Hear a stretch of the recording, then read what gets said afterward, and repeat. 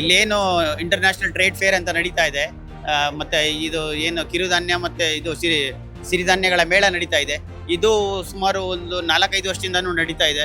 But ಈ ವರ್ಷ ಬಹಳ ವಿಜೃಂಭಣೆಯಾಗಿ ಆಚರಿಸ್ತಾ ಇದ್ದಾರೆ. ಅದು ಅಲ್ಲದೆ ವಿಶೇಷವಾಗಿ ಈ ವರ್ಷ ಈ ದೇಸಿ ತಳಿಗಳ ಪೆವಿಲಿಯನ್ ಮಾಡಿರೋದು ನಮಗೆ ಒಂದು ಸಂತೋಷ ತರುವಂತಹ ಒಂದು ಕೆಲಸ ಆಗಿದೆ. ಯಾಕಂದ್ರೆ ನಮ್ಮಂತ ದೇಸಿ ತಳಿಗಳ ಭತ್ತ ಇರ್ಬೋದು, ಬೇರೆ ಬೇರೆ ತಳಿಗಳನ್ನು ಬೆಳೆಯುವಂತ ರೈತರನ್ನ ಕನ್ಸಿಡರ್ ಮಾಡಿ ಈ ವರ್ಷ ನಮ್ಮ ಕೃಷಿ ಇಲಾಖೆ ಮತ್ತೆ ಕೃಷಿ ಮಿನಿಸ್ಟ್ರು ನಮ್ಮನ್ನು ಕರೆಸಿ ಇಲ್ಲಿ ನಮಗೆ ಒಂದು ಪ್ಲಾಟ್ಫಾರ್ಮ್ ಅನ್ನು ಕೊಟ್ಟಿದ್ದಾರೆ.